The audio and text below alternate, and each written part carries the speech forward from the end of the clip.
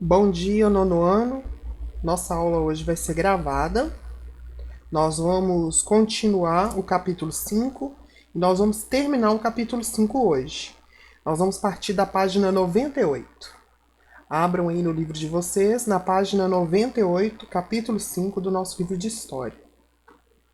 Bom, dando sequência na matéria, nós vamos ver sobre a República da Espada e o governo de Marechal Deodoro da Fonseca, que foi o primeiro presidente, entre aspas, né, que o Brasil teve depois da saída, da derrubada da monarquia no Brasil, que a gente já viu nas outras aulas, né?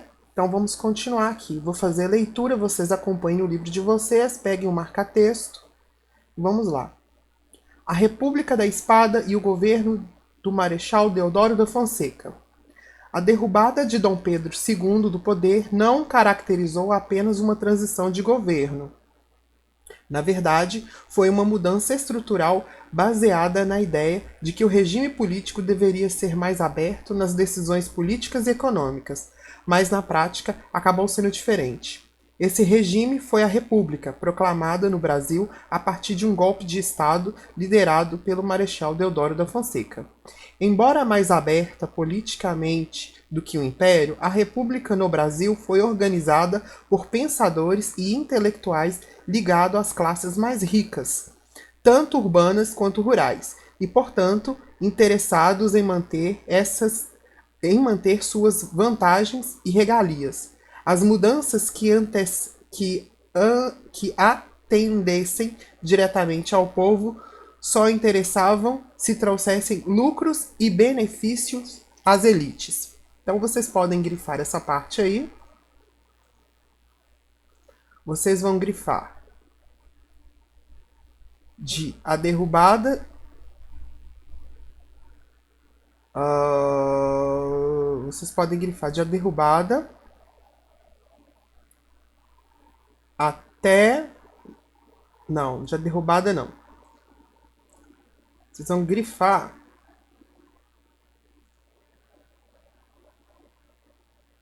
esse regime foi a república proclamada às elites, tá? Vocês vão grifar de esse regime até as elites aqui embaixo. Puxar uma setinha e escrever características da república implantada no Brasil. Características da república implantada no Brasil. Vamos continuar a leitura. Então esse aqui é o Marechal Deodoro da Fonseca, que foi nosso primeiro presidente. Vamos agora para a página 99.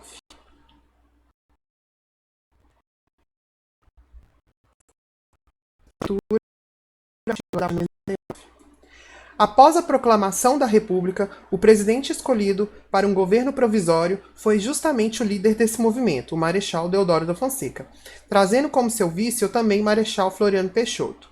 Esse governo teve duração de 2 anos, de 1889 a 1891, e tinha o objetivo de elaborar uma Constituição e convocar as primeiras eleições com voto direto no Brasil.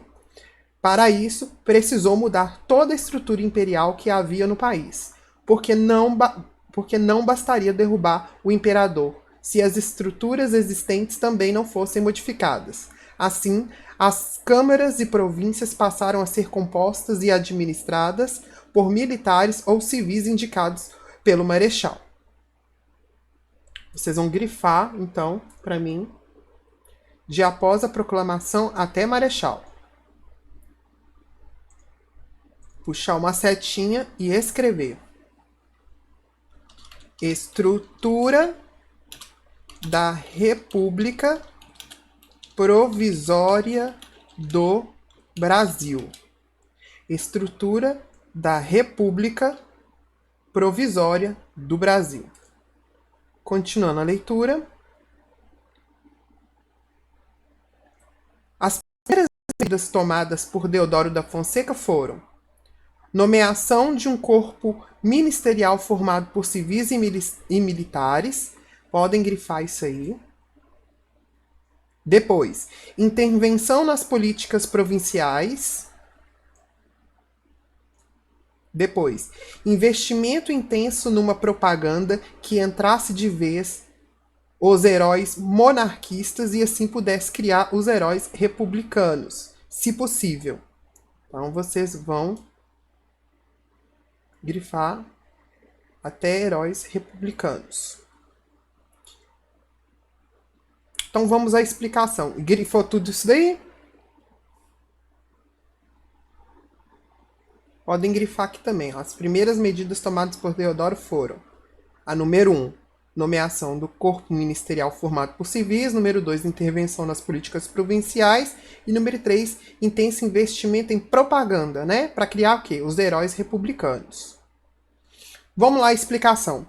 Quando o governo do Brasil ele foi formado, né? Quando a República do Brasil foi formada, depois que eles tiraram o imperador do poder, declarou-se a independência do Brasil, correto?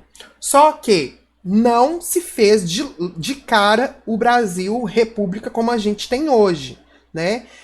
Na verdade, esse primeiro movimento foi um governo provisório.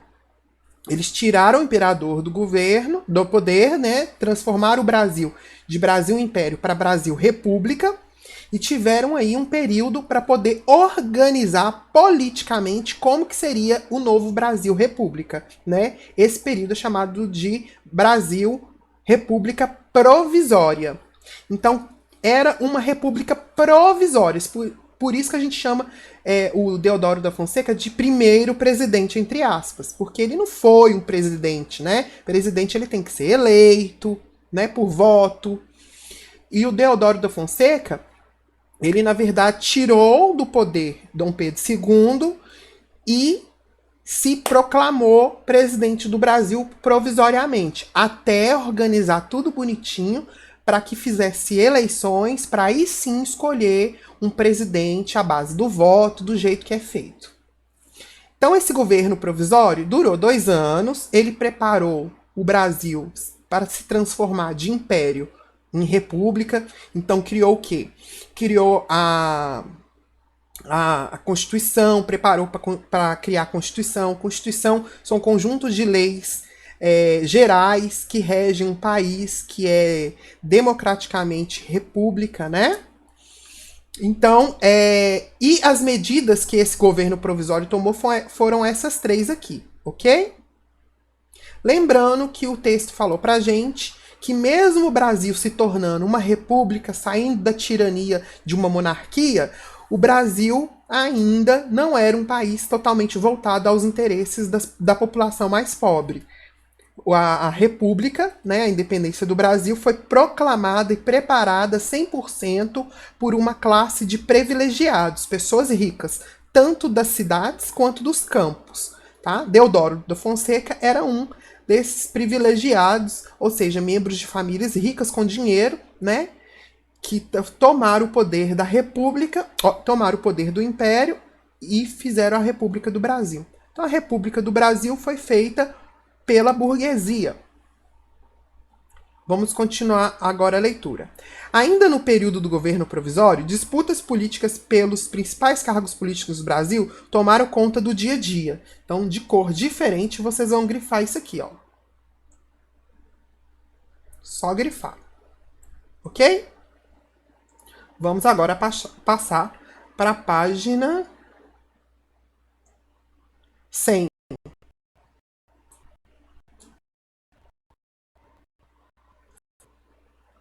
Partidos foram criados como o Partido Republicano Paulista, PRP. Esse período da República Velha no Brasil foi dividido em 2 fases. A República da Espada, que ganhou esse nome em função do governo provisório e dos governos militares de Deodoro da Fonseca e Floriano Peixoto, e República Oligárquica, em que elites agrárias comandaram o Brasil, elegendo presidentes oriundos dela própria ou sob seu controle. Então vocês podem grifar isso daí. Então, vocês podem grifar. Esse período da República Velha no Brasil foi dividido em duas fases. Vocês vão grifar até controle. Puxar uma setinha e escrever. Fases da República Velha. Então, a República Velha, que foi a nossa primeira república, ela teve duas fases, né? A República das Espadas, ou seja, no início até o período depois da República Oligárquica. Nós vamos ver o que é cada um, ok? Constituição Republicana do Brasil, 1891. Dando prosseguimento ao que havia sido acordado após a proclamação da República, Deodoro da Fonseca convocou em 1890 uma Assembleia Constituinte, composta por 205 deputados e 63 senadores, visando elaborar a primeira Constituição Republicana do Brasil. Existia uma grande pressão sobre o governo de Deodoro por parte dos donos de plantações de café, principal atividade econômica do Brasil na época. No centro da discussão estava a questão de o sistema ser federalista ou presidencialista. Os principais pontos da Constituição brasileira, promulgada em 24 de fevereiro de 1891, foram: havia uma divisão política em três poderes: executivo, com a função de administrar o país conduzido e respeitando as decisões tomadas no coletivo; o legislativo, que teria a função de elaborar leis para o país, atuando diretamente no Congresso, na Câmara e no Senado; e o judiciário, que cuidaria das decisões jurídicas em relação a crimes, questões trabalhistas, agrárias, entre outros. O presidente seria escolhido pelo voto direto, aberto e facultativo. Só poderiam votar homens alfabetizados maiores de 21 anos. Estavam excluídos pobres, mulheres e soldados. Página 101.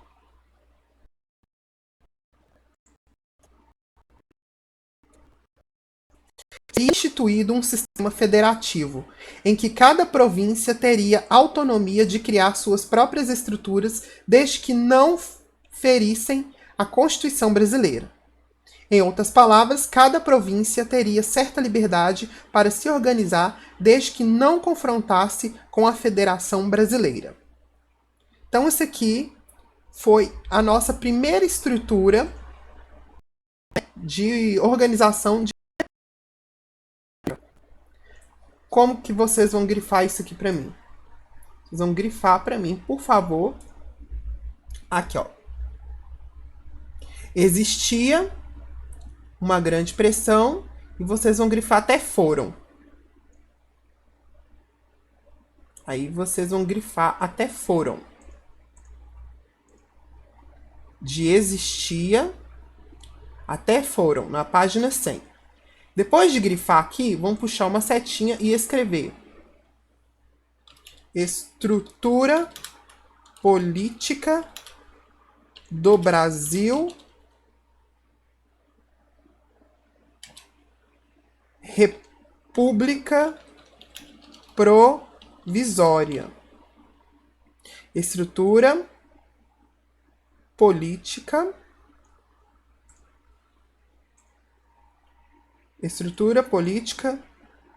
do Brasil, República Provisória.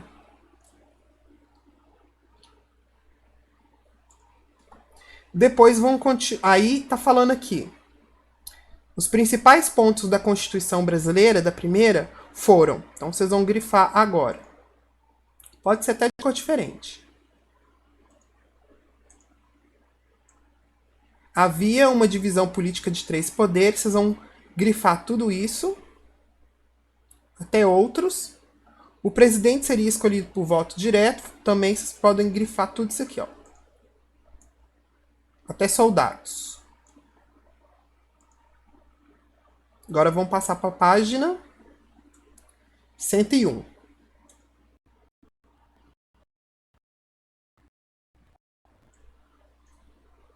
Seria instituído um sistema federativo em que cada província teria sua autonomia de criar suas próprias estruturas, desde que não ferisse a Constituição. Pode grifar isso tudo. Ok? Vou continuar a leitura. No campo econômico, a pressão da oligarquia agrária brasileira surtiu efeito. Para crescer e se consolidar, havia necessidade de contrair empréstimos externos visando produzir mais e vender mais.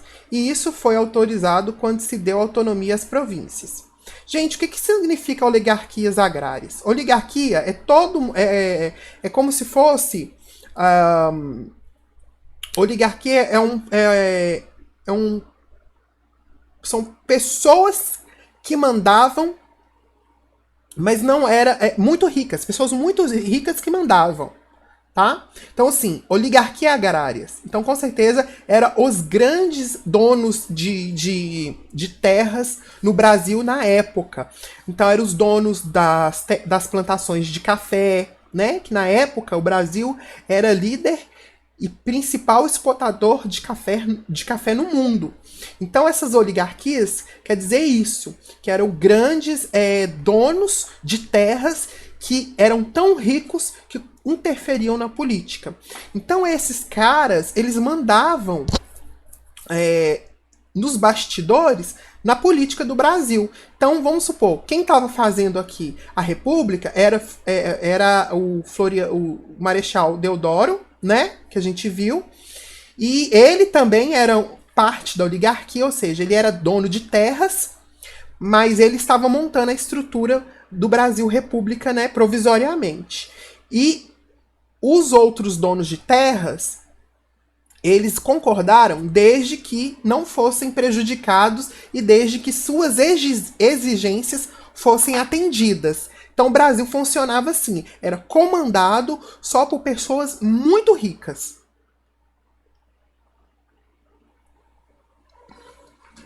E eles queriam que seus interesses fossem atendidos.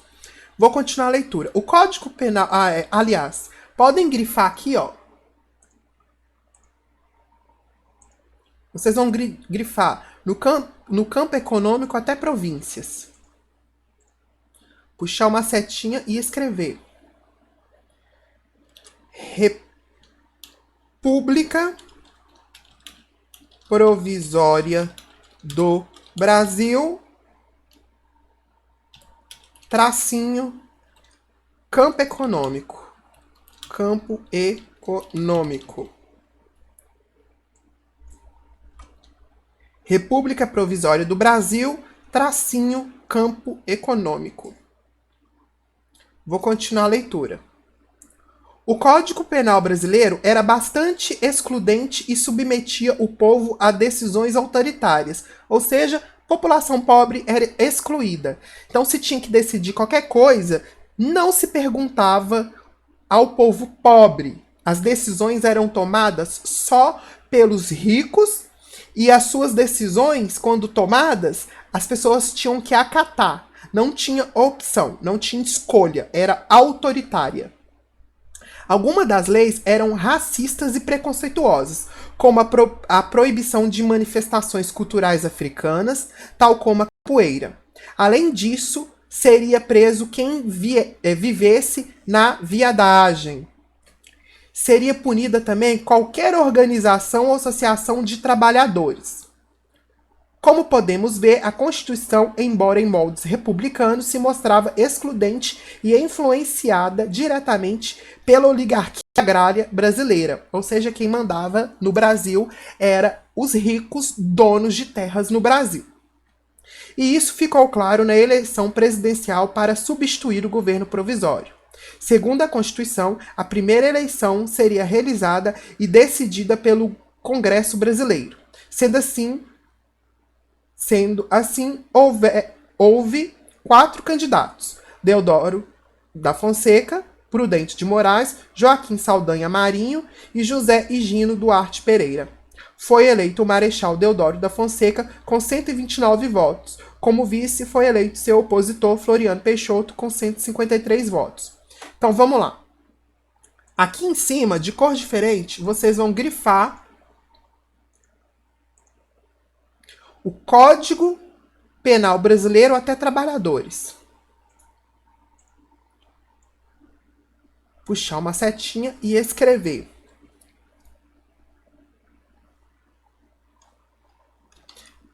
parte, estrutura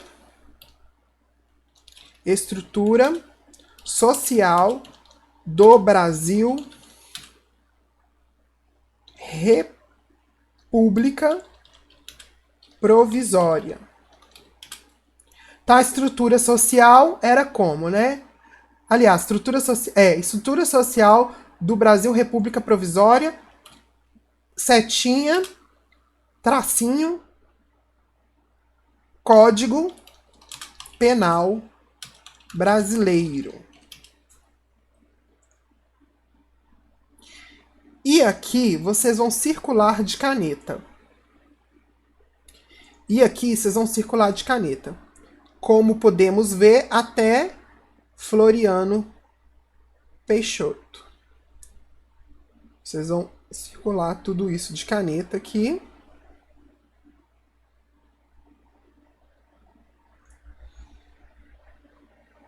Vão puxar uma setinha e escrever.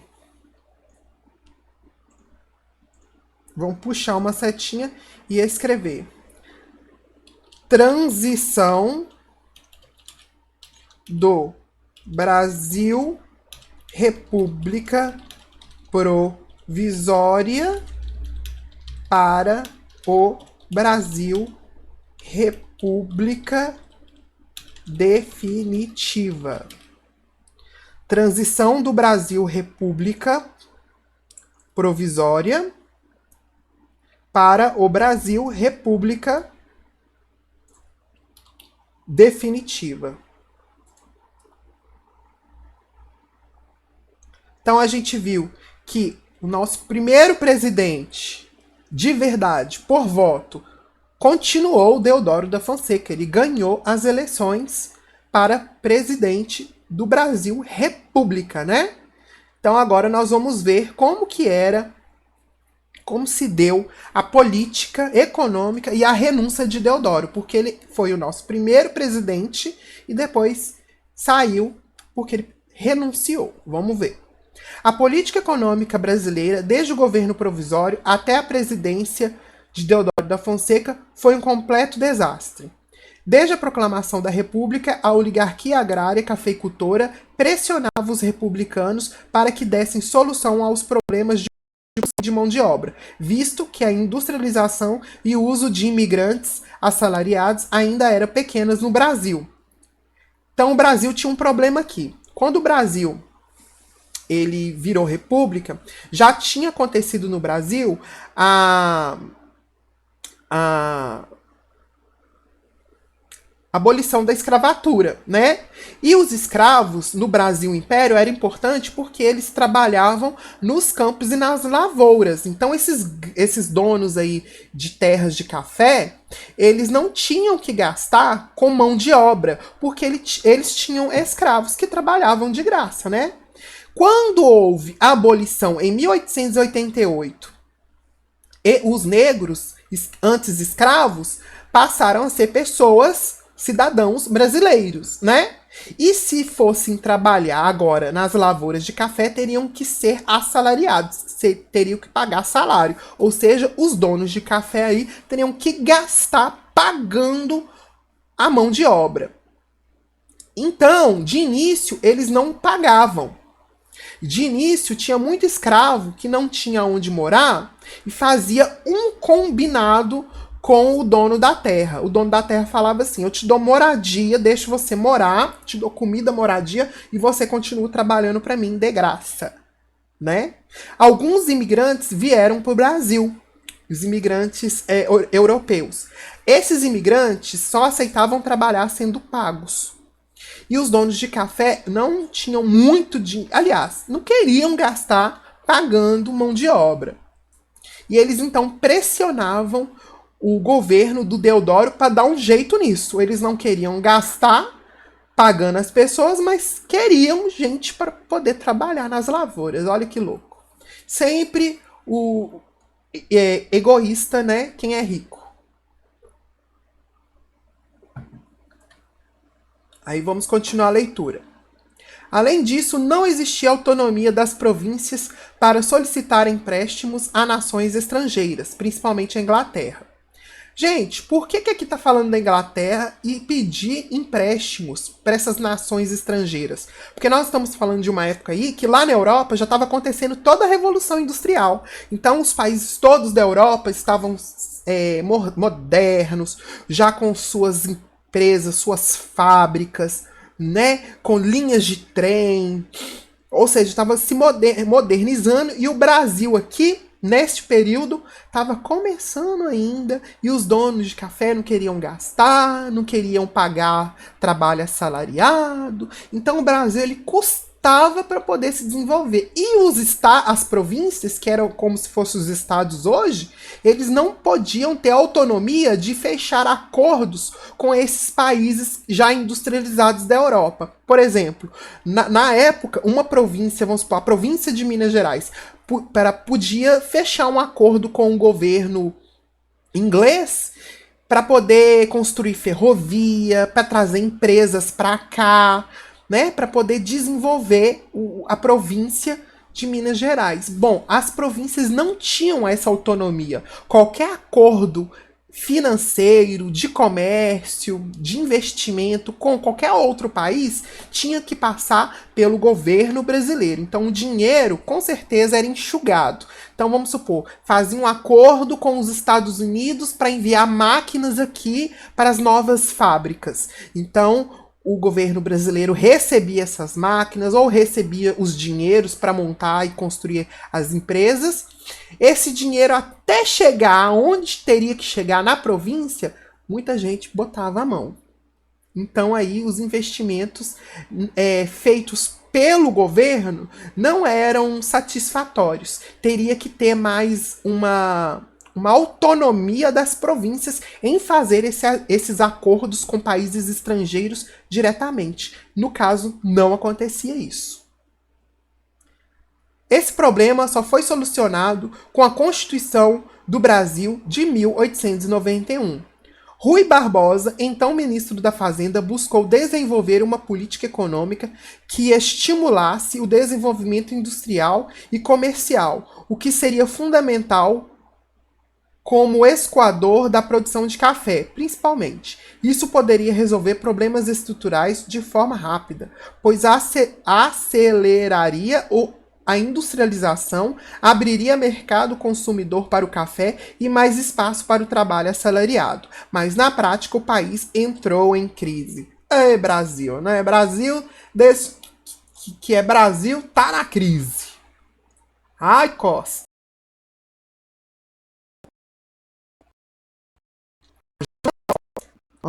O problema foi uma política econômica criada por Rui Barbosa, conhecida como encilhamento.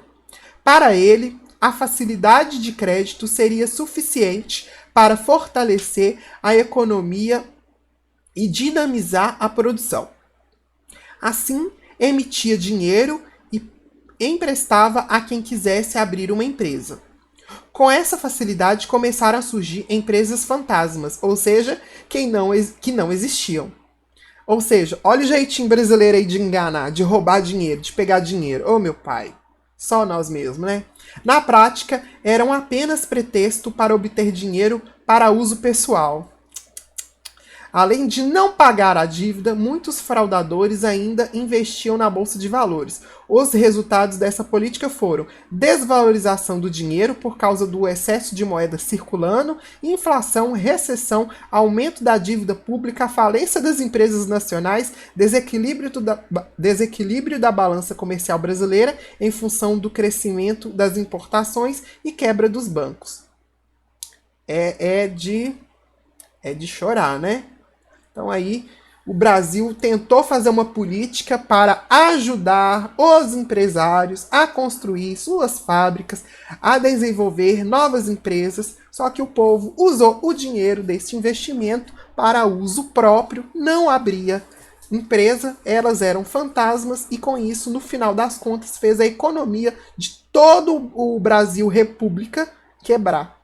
Então o Brasil se tornou república e logo, pum, quebrou. Por conta de quê? Por conta da falta de responsabilidade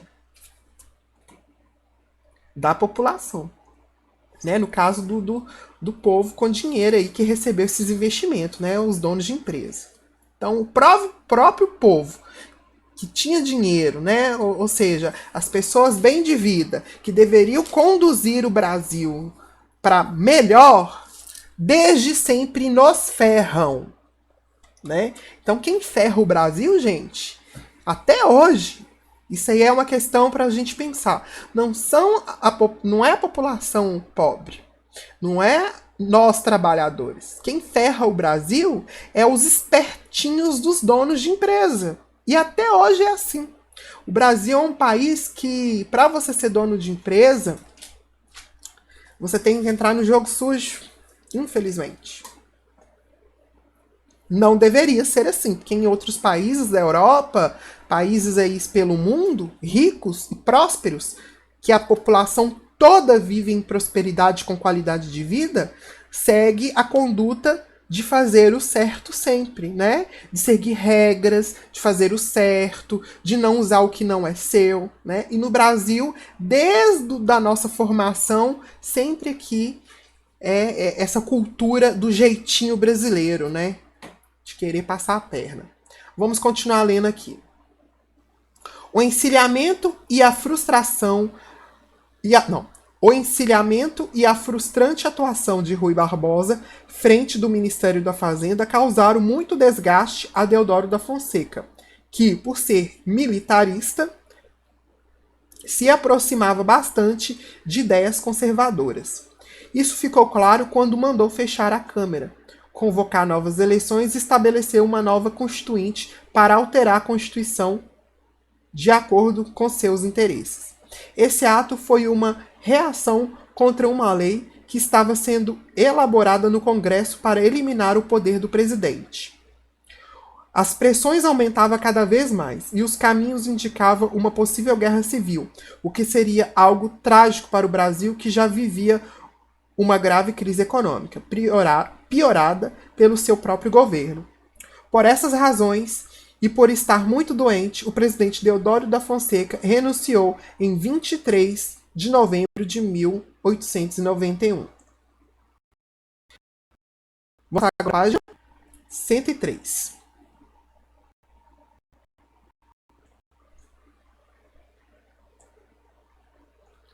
Mais um marechal presidente, Floriano. Nós vamos agora foi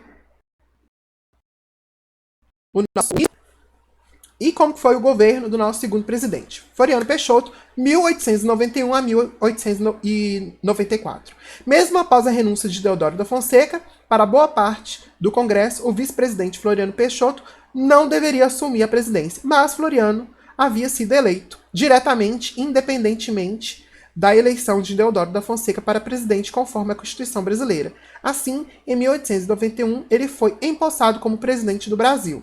A chegada de Floriano à presidência do país foi marcada por muitas críticas, tanto dos militares, que em sua maioria apoiava Deodoro da Fonseca, quanto do povo.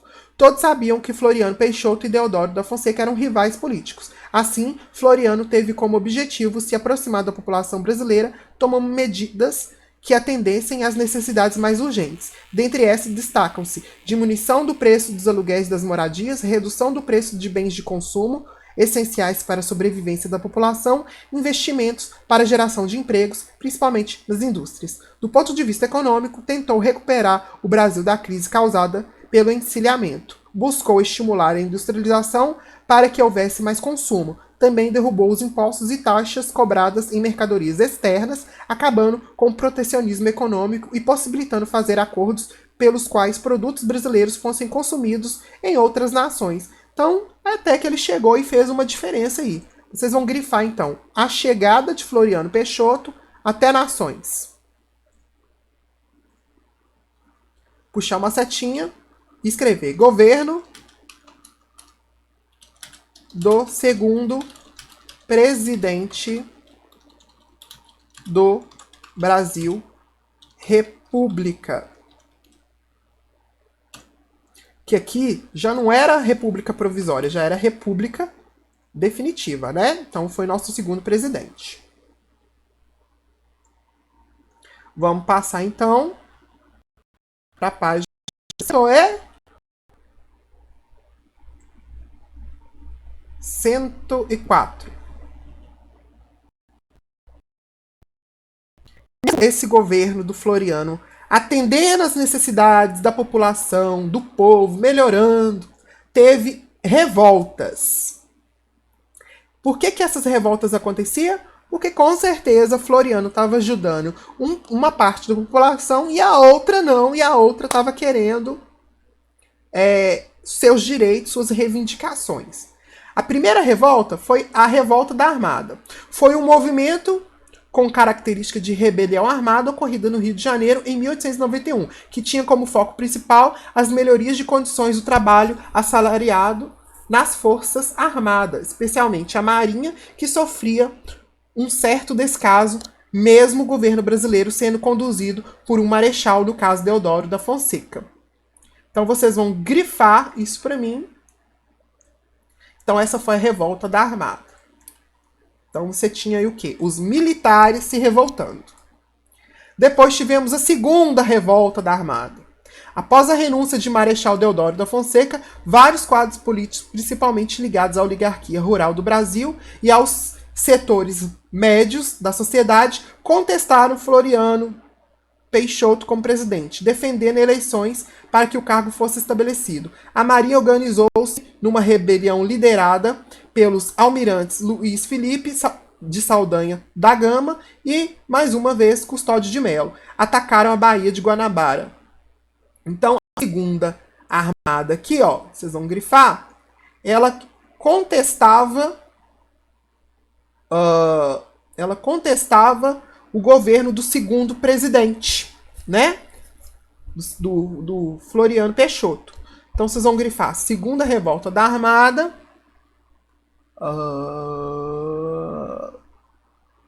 Contestaram Floriano Peixoto como presidente, defendendo eleições para o cargo fosse estabelecido.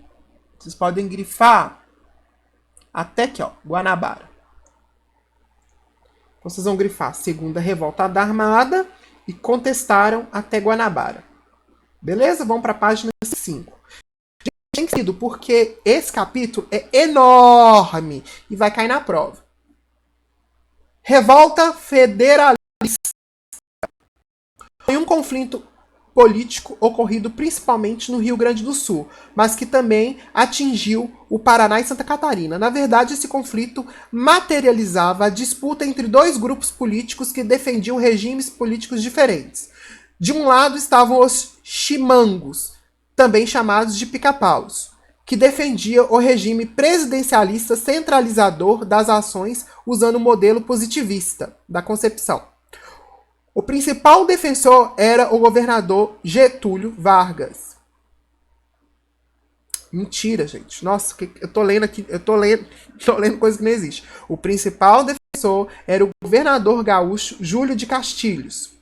Do outro lado, os maragatos, também conhecidos como federalistas, defendiam o parlamentarismo e eram contrários ao governo de Júlio de Castilhos. Os maragatos chegaram a se aliar a líderes da Segunda Revolta Armada, que eram contrários ao governo de Floriano Peixoto, e organizaram uma revolta para derrubar o governador gaúcho em 1893, conseguindo algumas vitórias. Em reação, Floriano Peixoto organizou um exército para combater os revoltosos. Então isso aqui foi essa revolta federalista aqui, foi uma revolta, um conflito político ocorrido entre dois regimes políticos. Então vocês vão grifar a primeira linha aqui e pode grifar até aqui, ó. Até revoltosos. Ok? Passando para a página 107. Aliás, 108.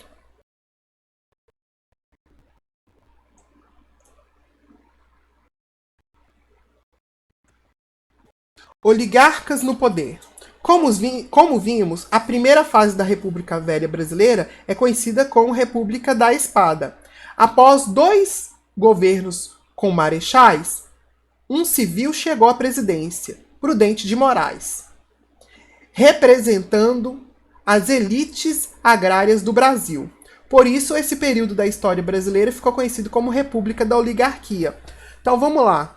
Agora vocês conseguem entender por que a nossa antiga república foi dividida em 2 momentos. O primeiro momento, chamada República da Espada, é porque ela foi presidida, a República Brasileira foi presidida por 2 membros militares, 2 marechais.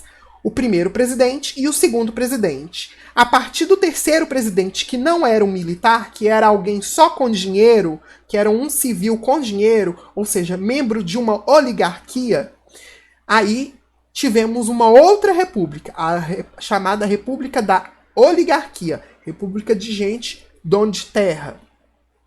Então aí vocês vão grifar. Aqui, ó, vocês vão grifar. Após 2 anos de governo com marechais, um civil chegou à presidência. Vocês podem grifar até oligarquia, república oligárquica, perdão. Tá? Só grifar. Prudente de Moraes pertencia ao Partido Republicano Paulista, mas contava com o apoio do Partido Republicano Mineiro e de Floriano Peixoto. Os oligarcas brasileiros, em sua maioria donos de grandes plantações de café, montaram uma estrutura de Estado que garantisse a manutenção de suas vontades políticas e econômicas, o que permitiu que eles se alternassem no poder e governassem o Brasil durante anos. Isso aqui vocês vão grifar de cor diferente. Os oligarcas brasileiros até anos, tá?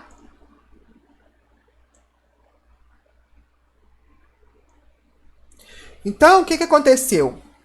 Como o governo do Brasil, na mão dos marechais, dos militares, não deu muito certo, era muito conflito, muita disputa, os ricos, a elite rica do Brasil, se juntou e falou assim, vamos botar ordem nessa confusão. Vamos nós assumir cargos políticos, ou seja, presidência, governo, e vamos manter esse poder nas nossas mãos. Vamos controlar e vamos conduzir o Brasil nós mesmos. Por quê? Porque nós somos donos de terra, nós que produzimos a riqueza para o Brasil, nós que exportamos o café do Brasil, nós que trazemos dinheiro para esse país. Então nada mais justo do que nós controlarmos politicamente esse país. Então aí tomou-se o poder na mão dos oligarcas brasileiros, tá? E eles ficavam alternando entre eles. Por que fala que eles ficavam alternando entre eles? Porque você tinha 2 regiões do Brasil fortes na produção de produtos brasileiros na época. O café, que tinha o estado de São Paulo, então as principais plantações de café estavam no estado de São Paulo, e você tinha Minas Gerais com gado leiteiro e gado de corte também.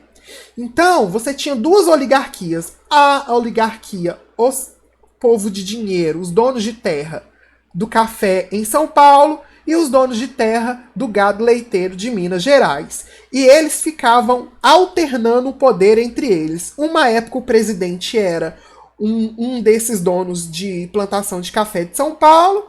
Depois passava, quando acabava o período de presidência dessa pessoa, aí elegia um dono de terras mineiro. E ficava assim, o poder alternando. Então vamos lá. A manutenção econômica agrária voltada para a produção do café, além do investimento da industrialização, era vista como essencial para garantir as oligarquias no poder e controlar qualquer insatisfação popular. Para esse fim, 3 instrumentos foram decisivos: a política dos governadores, a política do café com leite e a comissão de verificação de poderes. Então, isso só isso que eu expliquei só pode acontecer porque eles tiveram esses 3 tipos de instrumentos para poder deixar o poder na mão deles. A política do café com leite, que eu expliquei que o presidente era alternado entre o povo do café e o povo do leite, que eram os maiores donos de terras do Brasil, o povo do café e o povo do leite, São Paulo, Minas Gerais, então ficava alternando entre esse povo rico, política dos governadores, que nós vamos ver agora, e uma comissão de verificação de poderes. Vamos entender então o que é esses dois. O que foi a política dos governadores? Na prática, foi um acordo firmado pelo governo federal com os governadores dos estados brasileiros que visava obter apoio para garantir a governabilidade. Olha para você ver como é que esse povo foi esperto. No governo dos marechais, dos militares, as províncias, os estados, não tinham autonomia. Então, o que o presidente falasse, o presidente militar falasse, os governadores das províncias ou estados tinham que acatar sem poder reivindicar, sem poder contestar e só. Nessa política agora da oligarquia, ou seja, quando os presidentes passaram a ser pessoas com dinheiro, com terras, eles falaram assim, a gente precisa dos governadores dos estados do nosso lado. O que a gente vai fazer? Então nós vamos fazer uma política com eles de ouvi-los, dar alguma ajuda, acatar algumas ideias, passar um pouco de mão na cabeça desse povo para eles deixarem a gente governar. Então a gente consegue ter o poder nas nossas mãos e consegue aquietar esse povo aí que pode nos tirar, que pode fazer uma revolta e nos tirar, como teve revoltas no passado. Então, com essa política, esses oligárquicas conseguiram se manter muito tempo no poder brasileiro. Então, o que era a Comissão de Verificação de Poderes? Essa estrutura política foi criada para que o governo federal pudesse exercer um controle efetivo sobre o Congresso Nacional, mas também sobre qualquer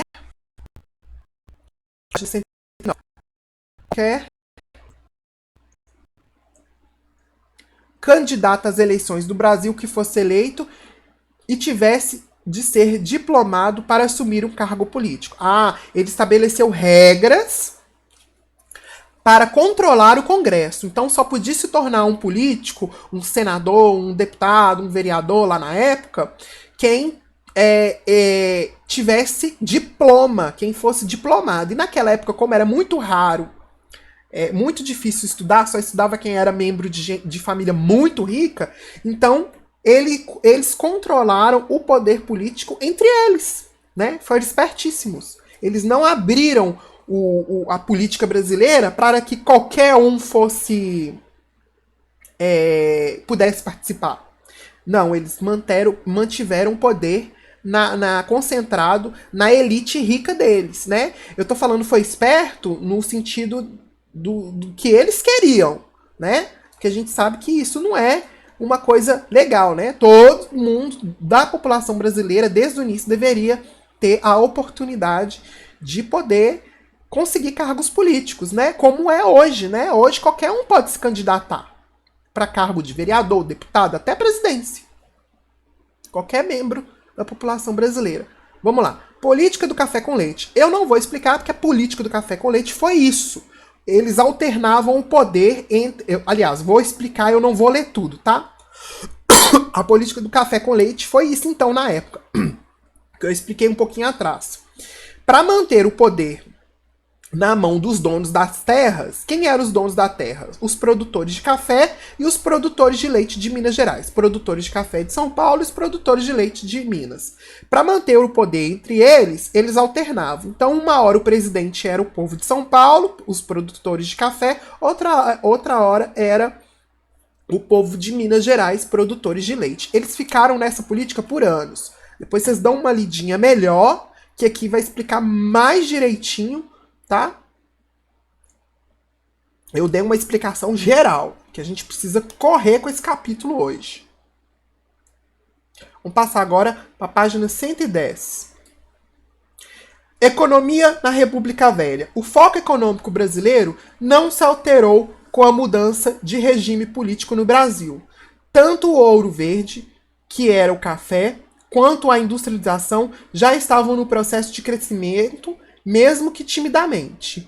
Os governos dos militares e principalmente das oligarquias agrárias e agroexportação e a indústria ganharam ainda mais investimentos e dinamismo, pois esses setores eram vistos como a única solução para tirar o Brasil da crise do encilhamento.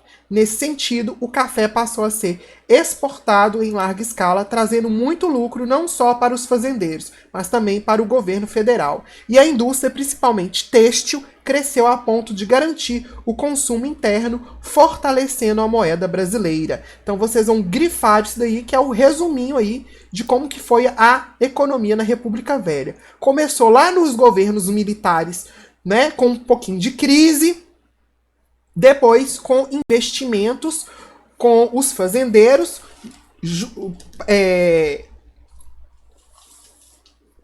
ixi, nossa, acho que estou falando tão rápido que estou esquecendo as coisas. Então nós tivemos o início da economia na República Velha, um resumo geral. Tivemos então um governo com militares que levou à crise econômica. Depois nós tivemos aí a entrada da industrialização e o prosperar da cultura do café, que começou a ser exportado. Então, depois da crise do encilhamento, começou a ter um tímido crescimento, uma tímida melhora na economia, graças ao café que estava sendo exportado e a industrialização, a indústria têxtil que estava começando a crescer aqui no Brasil, né? Então, foi isso, esse é o resuminho da economia na República Velha. Novamente, vocês depois vão ler cada um desses tópicos aqui, porque eu estou dando uma explicação geral, ok? Cidade e a modernização do Brasil. A gente já viu que na República Velha, como que foi o início e depois como que politicamente se estabilizou com os oligarcas no poder, os donos de fazenda no poder. Ok, já entendemos a parte econômica, que primeiro tivemos uma crise, depois começou a melhorar um pouquinho, né, por conta do café e da industrialização. E agora nós vamos entender como que foi como que nessa história toda se desenvolveu as cidades e a modernização chegou no Brasil. Porque nós estamos falando de uma época que o Brasil era império, onde você não tinha nem luz elétrica, e depois surgiu empresa, luz elétrica, urbanização, ou seja, asfalto nas ruas, né? Então nós vamos agora aprender uma parte mais urbana, tá? Dessa história toda. Cidades e a modernização no Brasil, página 111. Podemos definir cidade como um conjunto de construções em um determinado espaço geográfico que se atribui para moradia e atividades comerciais diversas. Embora existiam cidades artificiais ou planejadas, normalmente sua formação está ligada a alguma atividade econômica que motiva a sedentarização de um primeiro momento. Isso aqui está dando uma introdução do que é o contexto de cidade. Agora nós vamos ver um pouquinho mais da história da urbanização das cidades até chegar no momento Brasil. A chegada dos europeus nas Américas no século XV inaugura, aliás, século XV? Que século XV? Século XVI. Inaugura um novo tipo de cidade. Esta é agora voltada sobretudo ao comércio exterior. Então, as cidades nas Américas sempre foram voltadas para comércio exterior, ok? Desde a época dos descobrimentos. A cidade se desenvolvia para atender a um comércio exterior. É só lembrar que o Brasil, sempre que foi, desde que foi colonizado, suas riquezas eram pegadas e levadas para onde? Para fora, para a Europa. Então, a cidade se desenvolvia em prol disso. A necessidade de suprimento do mercado europeu explica a colonização quase totalmente litorânea no Brasil, até meados do século XVII. Então, o Brasil ele começou a se desenvolver as cidades aonde? No litoral, né? Então, você teve o descobrimento pelo litoral, ali na Bahia. As principais cidades foram formadas aonde? Pelo litoral. Rio de Janeiro, São Paulo, lá em cima, Recife, né? Depois que começou a entrar dentro do nosso território. Aí tivemos as cidades como que? Minas Gerais, cidades não, né? Tivemos os estados Minas Gerais, com cidades da Mariana, Ouro Preto, né? Só que foi depois do século XVII. Uma das características que ainda vimos nas cidades é que o poder também se expressa nos espaços urbanos. Pontos considerados nobres, seja pela posição acima do restante ou por facilidade defensiva, eram ocupados pelos representantes dos poderes políticos, religiosos e econômicos. Ou seja, tinha um fator geográfico aí no desenvolvimento das primeiras cidades brasileiras. As cidades brasileiras foram desenvolvidas primeiro no litoral e depois a construção delas partia dos pontos onde essas cidades poderiam ser protegidas. Ou seja, então, se você tinha um terreno e um morro em cima desse terreno, aonde era melhor desenvolver a cidade? Em cima do morro. Para quê? Porque se chegasse inimigos para atacar essa cidade, você conseguia de cima ver mais fácil. Então, as cidades eram localizadas em pontos geográficos de maior visibilidade para uma possível enfrentamento de guerra, conflito, né? Deu para entender? Vamos passar agora para a página 112.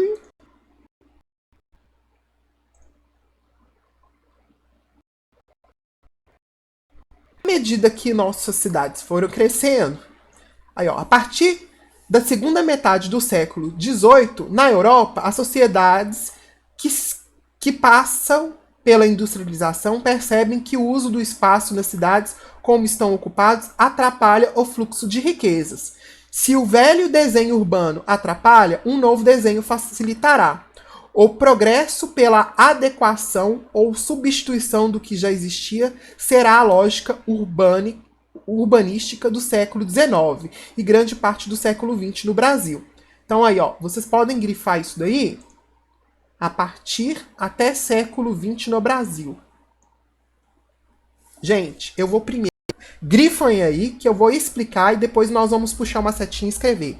O que esse pedacinho quis nos falar? Um resumo praticamente que geral de como se desenvolveu as cidades no Brasil. Primeiro, começou a se desenvolver no litoral por causa da colonização, né? A colonização do Brasil chegou pelo litoral, então as principais cidades brasileiras foram formadas na borda, no litoral do Brasil todo. Depois começaram a ocupação por forma geográfica, ou seja, as cidades começaram a ser formadas em pontos geográficos principais nos relevos, né, que atendiam uma proteção contra inimigos e tal. Só que aí, à medida que chegou agora no início do século XIX até o século XX, as cidades cresceram muito, né? Então, as cidades que antes eram formadas na ponta de morros para poder ver se algum inimigo ia atacar, não dava mais. Porque para uma cidade agora que estava começando a ter industrialização, máquinas, né? E muita gente estava indo morar, o progresso estava chegando, ou seja, estava chegando que já não era cavalo, agora já começava a vir os primeiros carros, né? Então, as cidades precisavam ser melhores para abrigar mais número de gente e que ela fosse fácil de transitar dentro dela. Um exemplo disso, dessa mudança na urbanização do século XIX e século XX, foi a criação da cidade de Belo Horizonte. Antes, a capital do estado de Minas Gerais era Ouro Preto, que fazia todo sentido ter sido construída no lugar de morro. Então você conseguia, lá nessa capital, Ouro Preto, você conseguia ver de qualquer lugar se algum inimigo estava chegando para atacar, né? Então na época do Brasil Império e Brasil República Velha, uma capital como Ouro Preto, beleza, fazia sentido. Depois, Minas Gerais ficou tão grande, tão importante, que precisava de uma capital que fosse maior para receber com facilidade esse número grande de gente que estava entrando e saindo da cidade, progresso, as empresas. Então precisou-se de uma área maior, mais plana. foi aí que decidiram construir uma nova capital para Minas Gerais. E a construção da nossa cidade, da nossa capital hoje, é o principal exemplo aí para que esse capítulo quer dizer. Então, a partir do século XIX e grande parte do século XX, a urbanização do Brasil se dava por essa lógica. Criar cidades, desenvolver cidades em áreas mais planas que pudessem receber o progresso e o grande número de gente que estavam passando a morar agora nas cidades, tá? Saindo do campo e indo para as cidades. Gente, a nossa prova vai até o texto aqui da página 113. Então a nossa prova vai ser sobre capítulo. Aqui é 9º ano História, né? Vai ser capítulo 3, 4 e 5, capítulo 5 até a página 113, tá? Só eu vou deixar isso escrito nas salas aí, mas se quiserem anotar, a nossa prova trimestral vai cair em História, capítulo 3, 4 e o capítulo 5 até a página 113, porque esse capítulo é enorme. Só que a gente só conseguiu chegar até 113. Então eu vou cobrar só até onde eu expliquei, tá? Para casa, vocês vão fazer todos os exercícios responder os exercícios que eu vou tirar a questão da prova desses exercícios. Então vocês vão fazer exercícios da página 97 e 98. Se já fizeram, beleza. Vão fazer da página 106 e 107. E ler intensamente até 113. Beleza? A nossa aula de hoje foi essa. Com isso, encerramos essas matérias para a nossa prova trimestral. Agora, não tem uma próxima aula de história. Vocês agora, na outra semana, já vão fazer a prova trimestral. Então, os capítulos que vão cair é o capítulo 3, 4 e o capítulo 5 até a página 113. Beleza? Qualquer dúvida podem me mandar perguntas, tá? Por aqui mesmo. E até mais, gente. Tchau.